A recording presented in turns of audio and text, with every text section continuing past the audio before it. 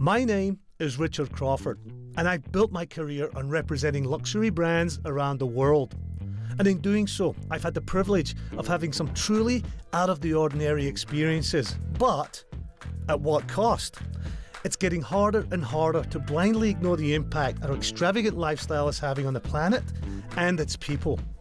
So I've decided to investigate whether there really is a sustainable way to visit the wonders of the world but still have extraordinary luxury.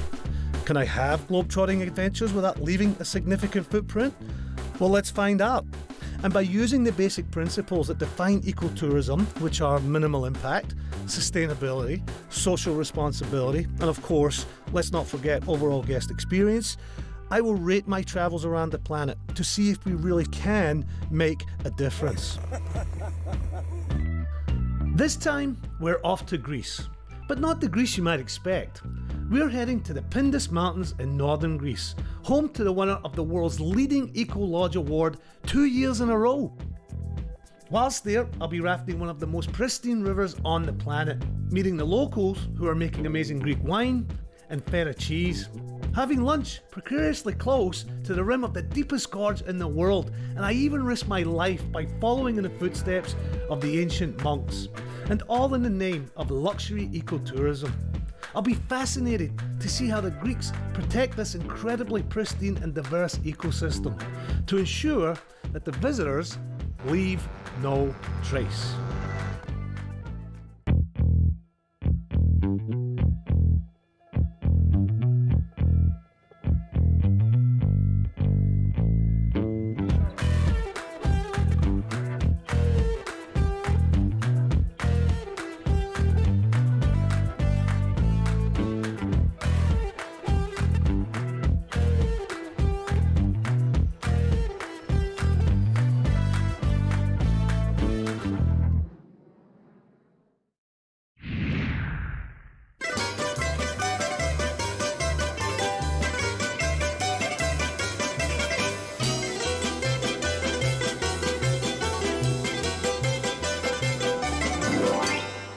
So here we are in Greece, and our journey begins right here in Athens. Now, when you think of Greece, you think of ancient ruins, you think of beach resorts and tiny little islands.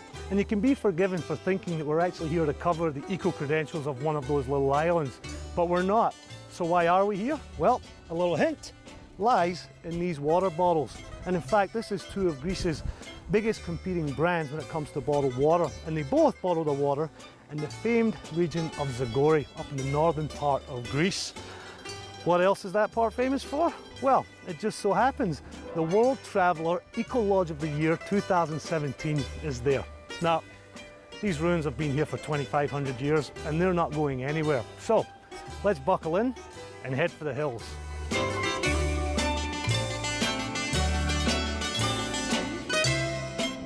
So we're actually heading about 5 hours north of Athens to the mountainous region of Greece called the Zagori region.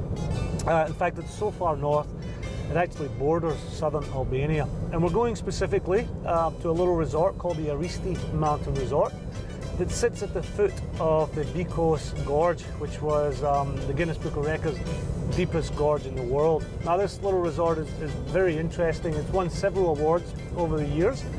It's won the World's Luxury Hotel Award, but it's also won the world's leading Eco-Lodge Award. So it's a great example of how eco and luxury can actually go hand in hand. We're heading now into the mountainous region, and the roads are starting to get really windy and a little more difficult to navigate, but I have to say, pretty spectacular nonetheless.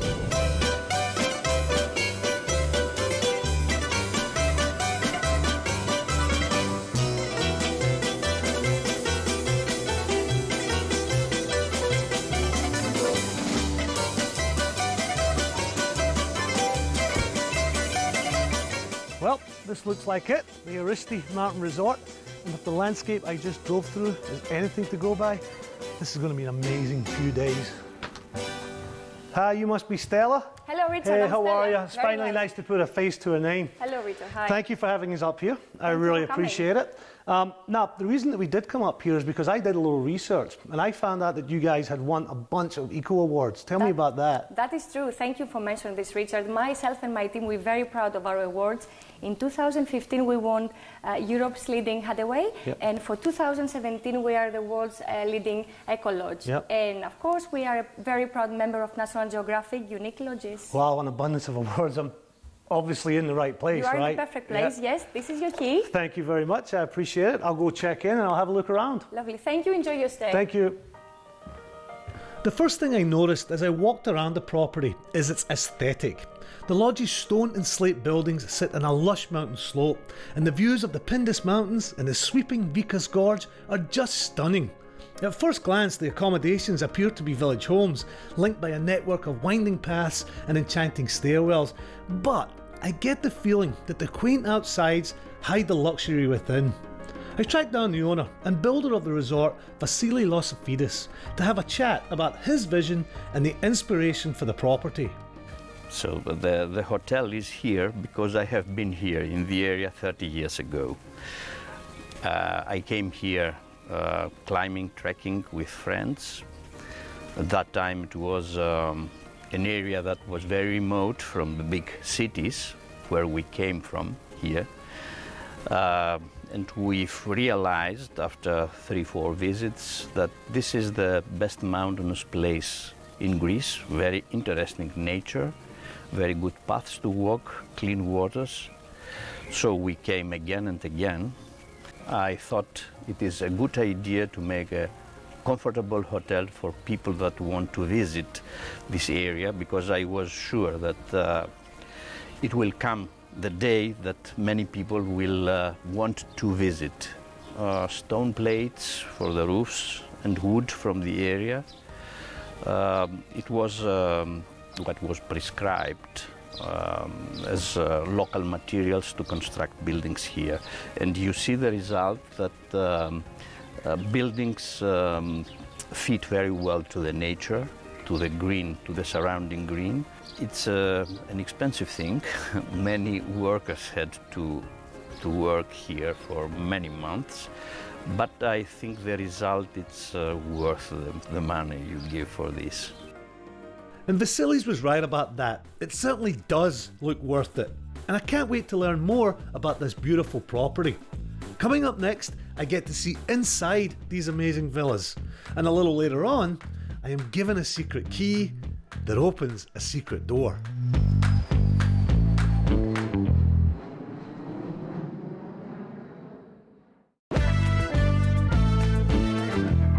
Hello and welcome to one of the 24 villas here at the Aristi Mountain Resort. Now, the first thing that really stands out about these villas are their architecture and the materials used. For example, all of these limestone bricks sourced locally, and what's fascinating, every single one of them was handcrafted, hand cut. Now, I really like the high ceilings. I like the natural wood look up there. And on the floor, we have the rubolo wood, which is also sourced locally. Another nice little touch that I like here is that all of the windows have these little shutters, which are very traditional. What I really like most about the place is its simplicity. It's open, it's uncluttered, it is luxurious, but it's still very simple. And the bathroom kind of follows suit. All the materials are local, the tile, the stone, all limestone, and again, just very, very simplistic.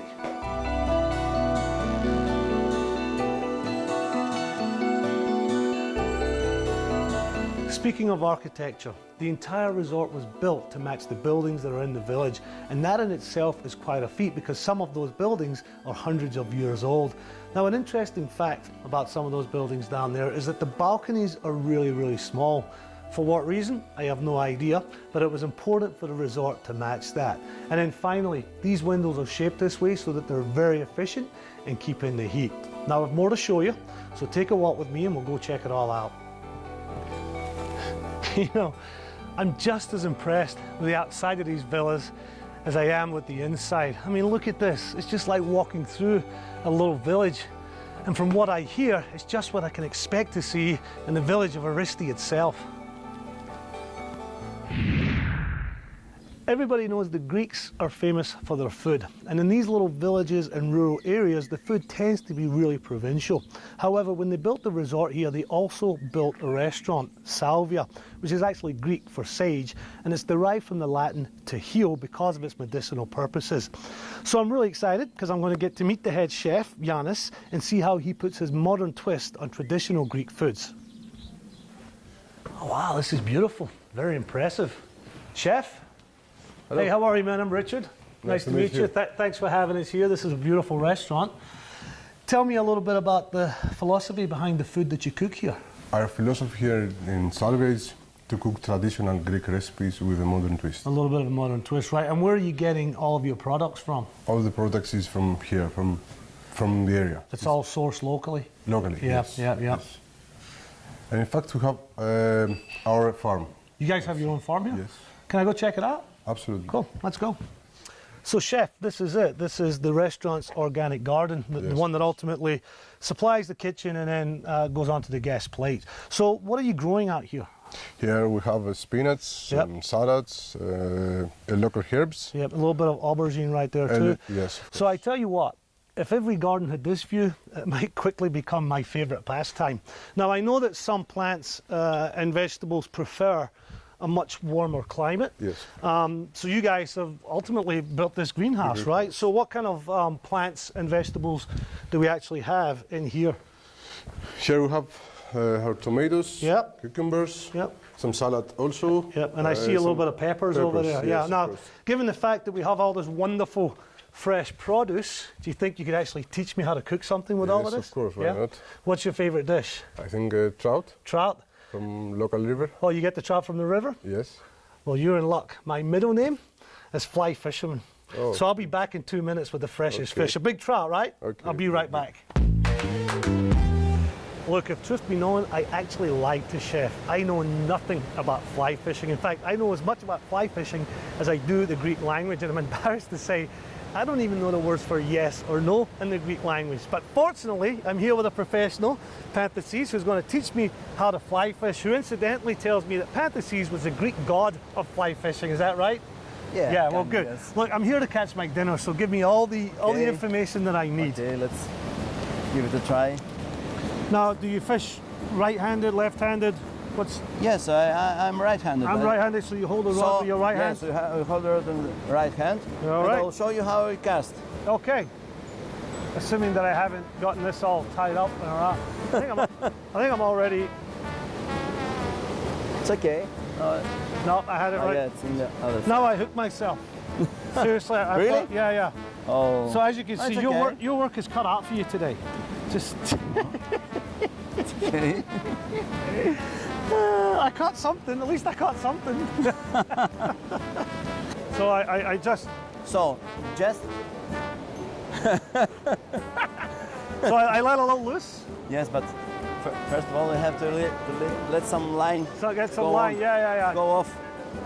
So, hey, while you're out there, will you grab me a fish? This fly fishing's easy, man. You just send in the guy to go get it for you. You know, fly fishing's a lot of fun. It can be very relaxing. But sometimes it's not the quickest way to catch your meal, and I'm pretty hungry. Unfortunately, these rivers are sometimes overfished by both the locals and the tourists, which is not very sustainable. But they are introducing a catch and release program, so that's helping matters. Now today, I'm so sustainable that I am on the no catch at all program, so I don't even have to catch and put them back. But that doesn't really help me when it comes to chefs. What does, however, is this bad boy that I picked up at a nearby sustainable trout farm. Now, we're going to go back and cook this, but please, no words to Chef. All right, Chef, so hello. You asked for a fish. Yes. I went for a fish, and I brought you back a fish, fresh from the river. It's in a plastic bag. Yeah, let's not get bogged down in the details. It's a long story. So, how are we actually going to cook this fish? So we cook the trout in a dead dough. A dead dough, what's a dead dough? The dough, it's like to cook the trout in a clay. In a clay? We put some herbs in a dough. Yep, okay. And after we cook the trout inside. Okay, so you don't actually eat the dough, you just discard it, so that's why it's a dead dough. Yes. Makes sense. So let's make some of this. Show me how I do it. Okay, Put me to work. We'll have to cut the herbs. Cut the herbs, okay. I would keep your fingers out the way. I see this on TV a lot. Is that anywhere close? And this is to make the dead dough. Yes. Just knead it all in, like I know what I'm doing. Yes. Okay. Okay. I think half of it's on my fingers. So now we actually flatten the dough out, eh? Yes. Okay. All right. Like that. Yep. With some salt. Hold on. We gotta Have to put in the... Well, we'll take it over. Let's go. And here we go, chef. Big moment. Let's get it in the let's get it in the oven. Yes. There we go.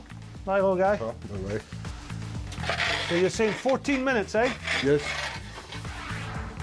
Perfect. Let's go get it to the table and taste it. So here we are. Oh, wow, yeah. Look at that. That's a beautiful piece of white fish right there. Put some olive oil Of first. course. Yes, and some And a little bit of lemon zest. lemon zest. Oh, wow. That's really good. Good. This is going to be absolutely perfect for my picnic tomorrow. Now that I've learned to make my own food, it's time to see what other culinary delights the area offers. So next, I visit the locals and track down artisan producers of cheese. You do like cheese, right? Yes. My personal favourite, llamas. wine. Llamas.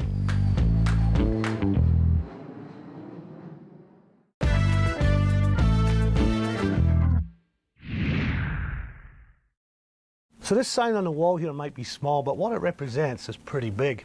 About 4 years ago, the owner of the hotel, Vasilis, created Zen, the Zagori Excellence Network, and he brought together business owners in this area in the fields of accommodation, food and experiences. Now these businesses were literally owned by villagers and they just didn't have the wherewithal, the business experience or the resources to appeal to a global market. So in essence, the sum was greater than the parts. So I thought today I would go out there and pay a little patronage to some of these businesses.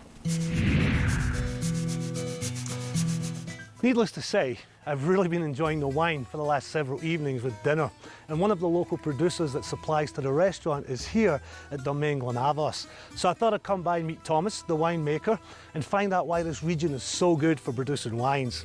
Looking forward to that. Hey Thomas, how are you?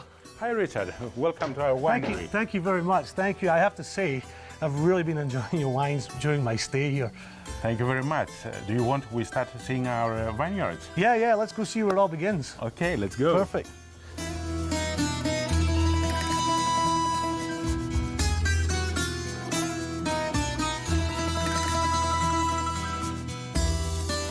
Thomas, this is a beautiful vineyard out here. How big is it? It's about 3 hectares, and I think it's the biggest one in this region. Oh, it is. So what's typically would be the size of a vineyard in this region? I think it's about half an hectare maximum. Oh, so significantly bigger. Yeah. And what kind of varietal is growing here? Yeah, so here we have 2 indigenous grape varieties. Yeah? Greek, really Greek varieties, called the white one is the Bina grape variety, and the other one is called Vlachiko, and it's a red grape variety. Yeah, and why does that grape grow here specifically? The soil, limestone, a lot of limestone. The altitude, about 700 meters. Right. And also the climate. We have mild winters and cool summers, and they are very suitable to mature these grape varieties. Perfect, perfect. Well, you know, I really like being out here in the vineyard, but I'd much rather be in the cellar tasting it. Can we go taste? Yes, I'll be happy to do that. Let's go.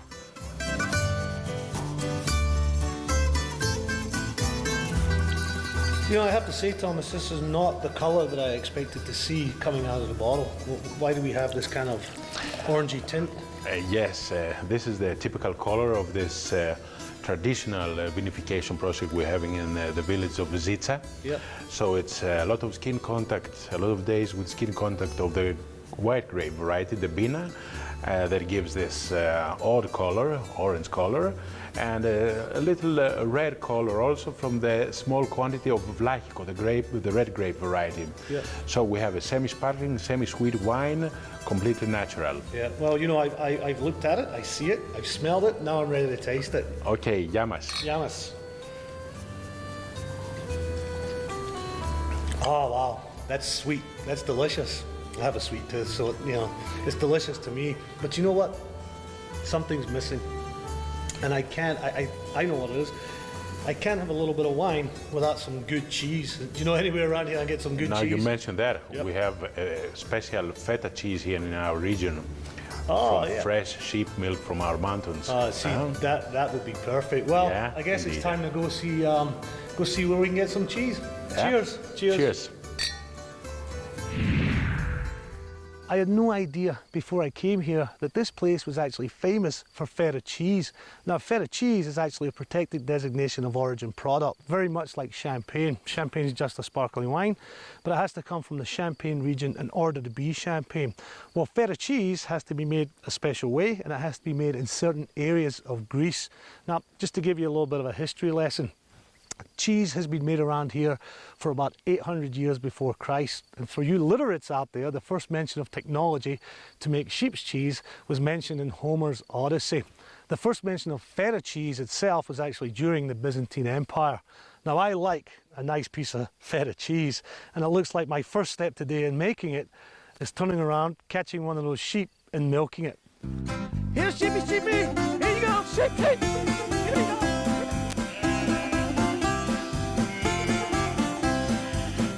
So I've come to this little tiny artisan cheese producer in a tiny little village, and it doesn't get any more authentic than that. These guys have been producing cheese since the early 1960s. Both the sheep and the goats are milked early in the morning and late at night, and it's all organic. There's no hormones used with the sheep, and there's no pesticide in the grass. Now, feta cheese is typically sheep's milk, but it can be up to 30% goat's milk mixed in with the sheep's milk.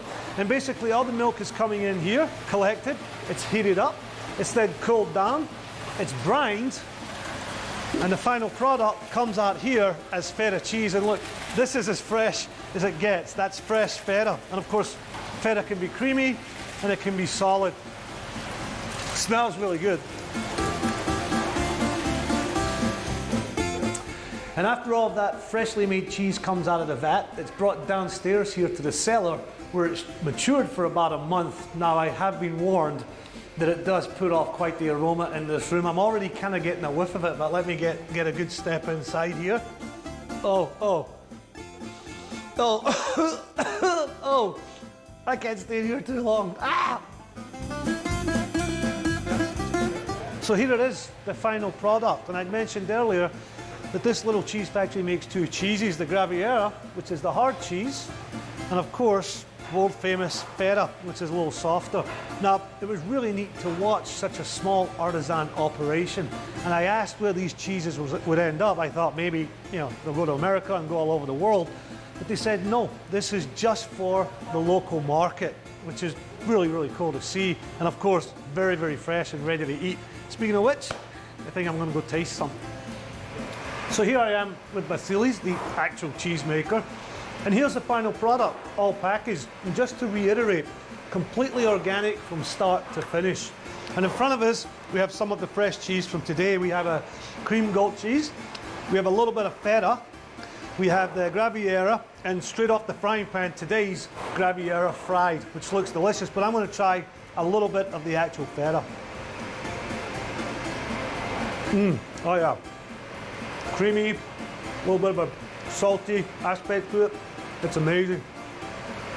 You do like cheese, right? Yes. Oh, good. Just making sure. Now, I could have gone to any one of the restaurants around here, any one of the quaint, beautiful little restaurants, but I thought, why do that when I can actually come up to where this place is actually famous for, the Vikos Gorge, the Guinness Book of Records deepest gorge in the world. And it's absolutely gorgeous. I have a lot of food here. I promise not to gorge myself. I know that was a little cheesy, but don't whine about it. I know, it gets worse. Cheers.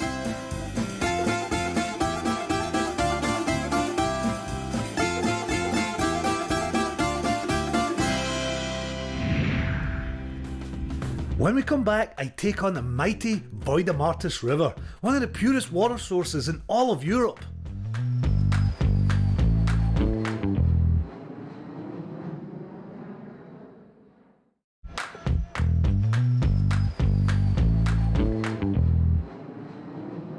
We finally made it here, the Vikos Gorge in the Zagori region of Greece, designated the deepest gorge in the world by the Guinness Book of Records, and I'll get to that in just a minute. But first, let's talk about its formation.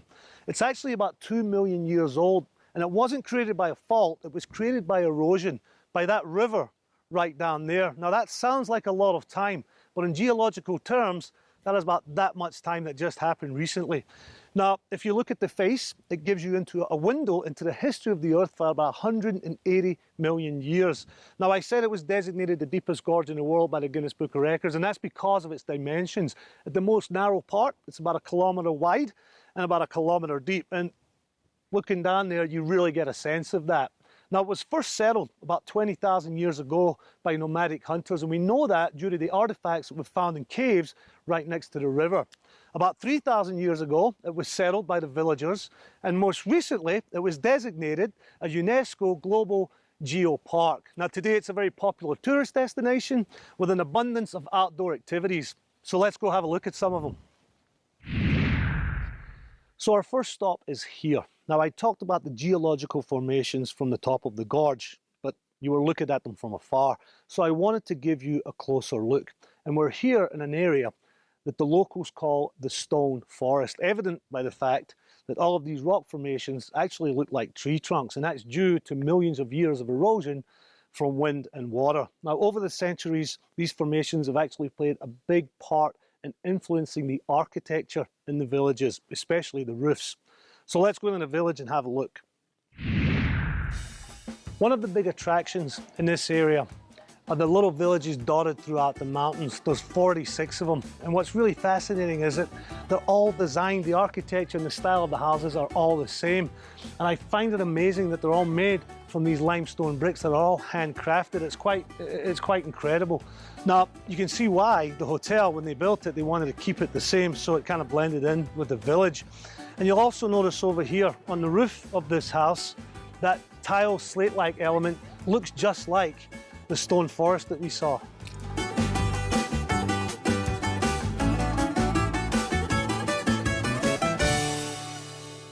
Each of the 46 villages are tourist attractions in their own rights, and each has its own character and appeal. Some have little shops, others restaurants and cafes, and yet others are starting spots for the various treks and trails leading into the mountains. But they all have their beautiful architecture and relaxed atmosphere in common. And it's nice just to spend an afternoon with the locals, sitting outside the taverna, watching the world go by. I even got a chance to show some of the future Greek champions how the Scots play soccer. And I don't think they were too impressed. Many of the places we visit around the world are forced to go to great lengths to provide good, clean drinking water, whether it's desalination plants, recycling or chlorination. Now, fortunately for the people at the Aristi mountain resort, they have an access to an abundance of clean water, and that's partly due to the fact that they're right next to the Voidamartis River. This is absolutely the most beautiful, cleanest, purest water I've ever seen in my life. Now, part of the reason for that is that this is actually one of the shortest rivers in Greece, and for a majority of the length of the river, it runs through a national park, so there's no human pollution. Now, the water itself starts as melted snow up on the caves, and then filtered through the limestone rock and eventually down to the limestone riverbed, which is why the water is so clear. And those little tiny mineral specks in the water are what gives it this incredible blue hue. Now, people come from miles around to hike this area, and one of the excursions that's offered is a river walk. And that's not just walking next to the river, you actually get in the river. And I'm told at this time of year, it's about 40 degrees Fahrenheit, and that's a little cold for my old bones. So today, I'm actually going to get in a raft and enjoy it. I just hope I don't fall out of it.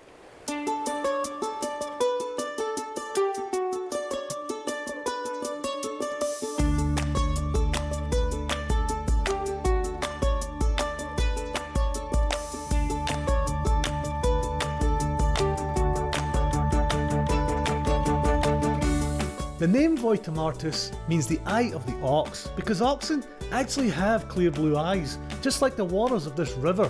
And it not only flows through one of the most beautiful natural locations in Europe, but it's spanned by a number of famously picturesque stone bridges. There's a layer of mist on this river which just gives it a really enchanting feel to it. I feel like I'm in a Disney movie, to be honest. This is amazing.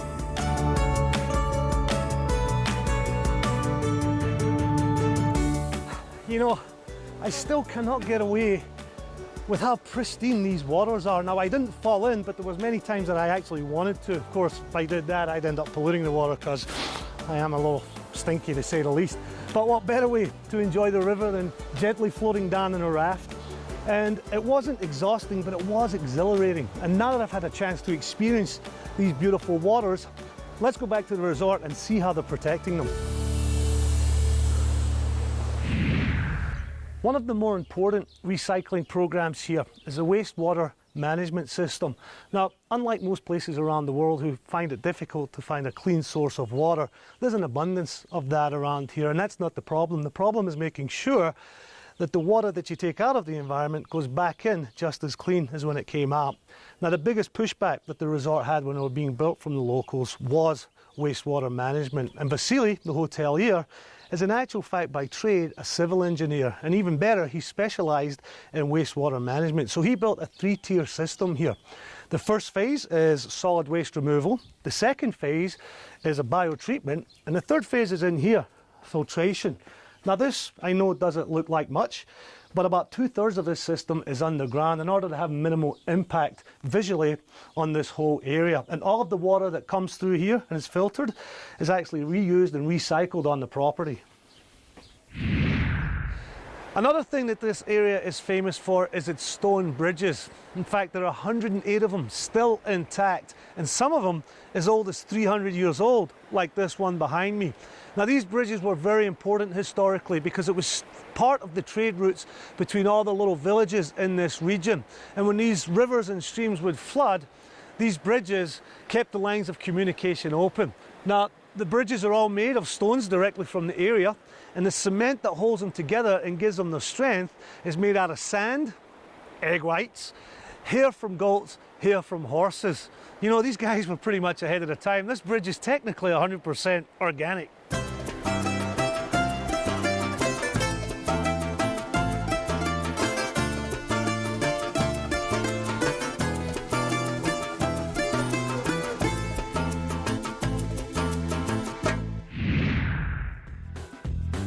Stay with me, because next I risk life and limb to retrace the steps of ancient monks.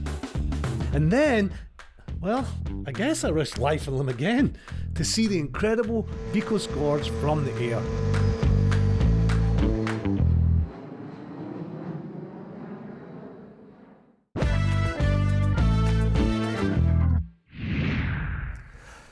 Well, I'm up bright and early this morning.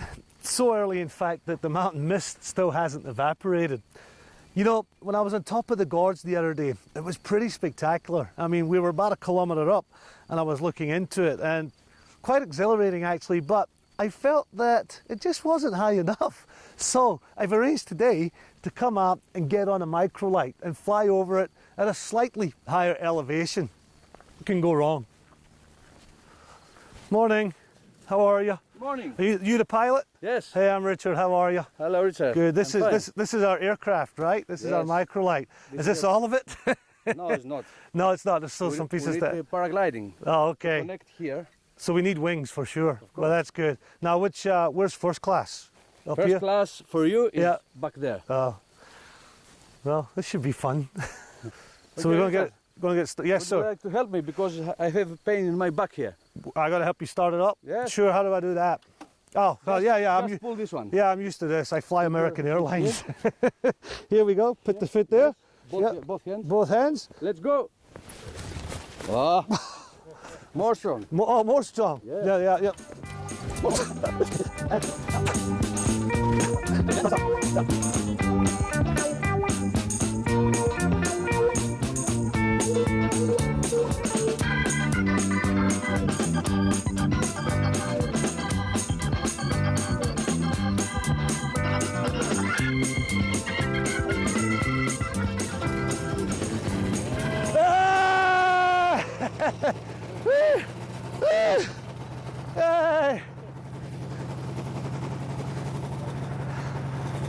Hope I don't have to keep doing that for it to fly.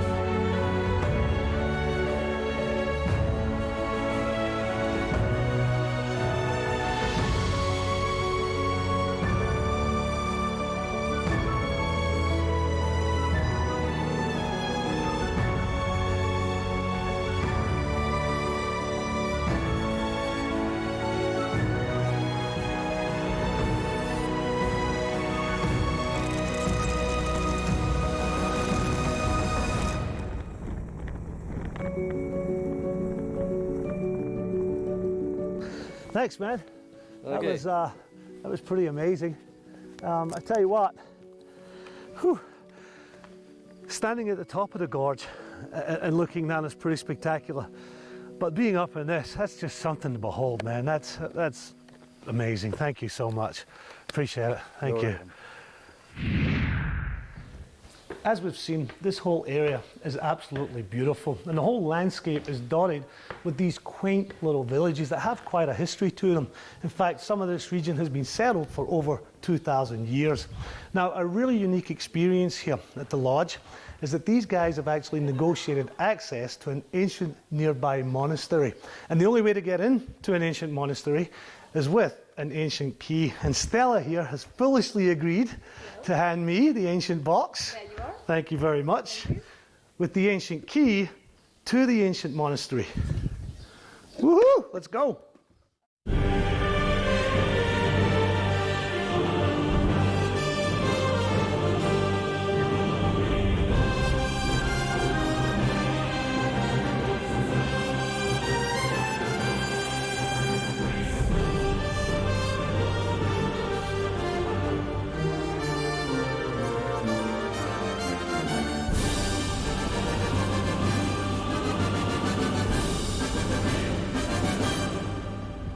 Well, I didn't quite expect to have to go on a pilgrimage to get here, but here we are at the ancient door to the ancient monastery, to which I have the ancient key. I just hope it's the right one. I don't want to have to go through that whole pilgrimage again. Wow, it must have been a lot shorter back in the day, but here goes. This is rather exciting. What are we going to find? I'm really excited about this. It works. It was the right key. Oh, it squeaked right on cue. Oh, I forgot to ask if this place was actually haunted. I'll go ahead and hold on to the ancient key just in case the ancient door closes behind me and I become an ancient relic.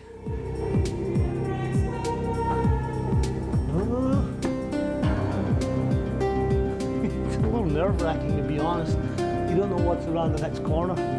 All the Virgin Mary churches in Greece are the Virgin Mary of the something. And this is the Virgin Mary of the cave because, well, the whole monastery is built on a cave. And you can see here, this is actually the limestone rock or inside of the cave. And of course, they've used their own bricks to build this. Now behind me is actually a much bigger cave. Yeah, I'm going to stand here and just look at it from afar. I don't quite have the courage yet to go in there, especially with these bats flying around. God, I'm such a wuss. Anyway, let's go explore a little more. So the monastery was built in 1665, mid to late 17th century. And for a time it was also used as a refuge for some of the locals here, basically hiding when the Ottoman Empire came through this region, doing all the raping and pillaging. And I think you'll be able to notice on the walls the original frescoes up here, and they're just as old as the monastery itself. And for me, what's really cool is normally when I see frescoes, they're being refurbished or you don't get this close to them, but this is a real thing. I mean, I'm in an old ancient monastery that people have very little access to. The mold is on the walls on these frescoes, so this is actually the real deal. Behind me you can see here what looks like a confessional. To be honest, I actually feel a little bit like Indiana Jones, who's discovered some kind of new relic or some kind of new secret place, secret monastery. But I'll be sure not to touch or take anything, because that never ends well. Now, on top of the very rock that the monastery is built in is the monastery bell tower. And what's a good monastery without a bell tower? Now, this bell here, I can only assume now, is used for room service. And I could kill a gin and tonic right now. So let's see if it works. Let's see how long that takes. As we've just seen, a common theme throughout this part of the world are ancient religious buildings. Now, this particular building used to be a nunnery. Now, these buildings weren't just used as houses of worship. Very often they were a refuge for the villagers who came under attack from the Ottoman Empire, for example. Now, this particular nunnery is very well hidden away from the village, and it's in fact the beginning of a very elaborate escape system. Now, not only is it very elaborate, it's very, very dangerous. So let's go take a look. So apparently the trail is so dangerous that they won't let me up there on my own. So I have my guide, Apple. How are you, buddy? I'm good to see you, man. Are we ready to get on this dangerous trail? Of course. Yep. But you know, it's really dangerous. You have to be careful. I'm ready to go, man. I'm You're ready. ready? Yeah, let's go. Let's do Lead it. the way. What does this sign mean? It's a sign that it says how dangerous it is. It's written in Greek. Yep. That means rock falls. Oh, wow. So it basically says, death to all who pass here.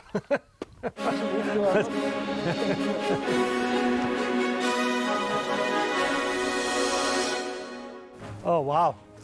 I can see why this is an escape route that would help save people's lives. I don't imagine anybody wants to follow anybody up here.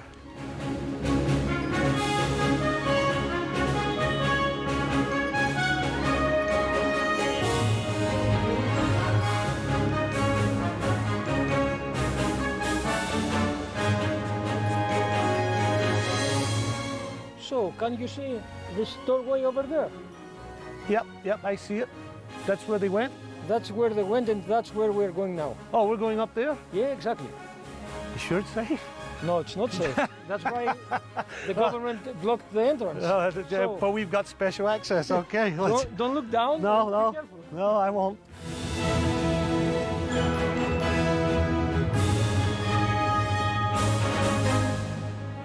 So the first line of defense is the monastery itself and the fact that it's pretty well hidden. The second line of defense is this single track that's been carved out for one person at a time into the side of the mountain. The third line of defense is the fact that they built these little wooden ramparts halfway up here that they could pull off once they had passed a little bit of a gap. And the very last line of defense is this gatehouse that they've actually built right out to the side, so you wouldn't want to go around it. Trust me, it's a sheer drop. Have a look over there. You wouldn't want to go around it at all. And if you did finally get through the little door that's provided here for one person at a time, there's probably a bunch of people on the other side will just grab you and throw you over the edge anyway.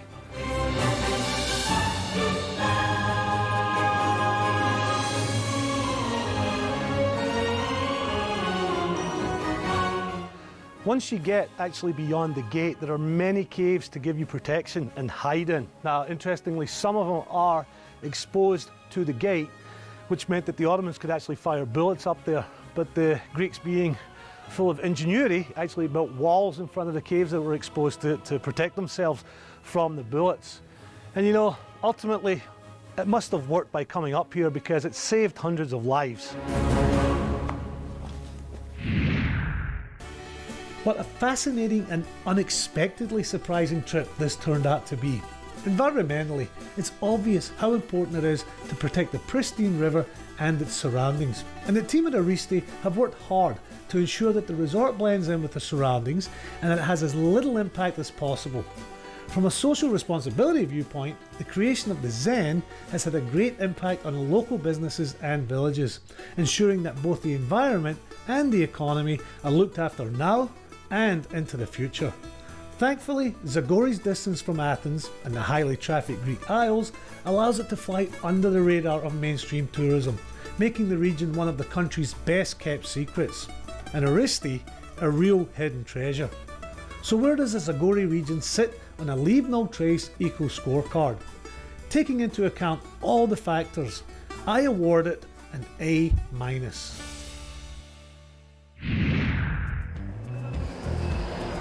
Well, unfortunately, it's time to go home.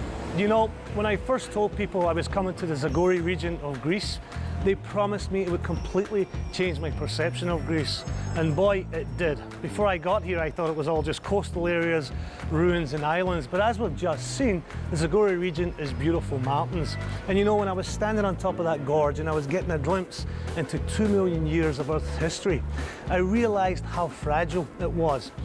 I also realized what a shame something that took that long to create is so easily destroyed by humans. So please, when you travel to places like this, just be sensible, be respectful, and of course, leave no trace. I'm Richard Crawford. Until next time.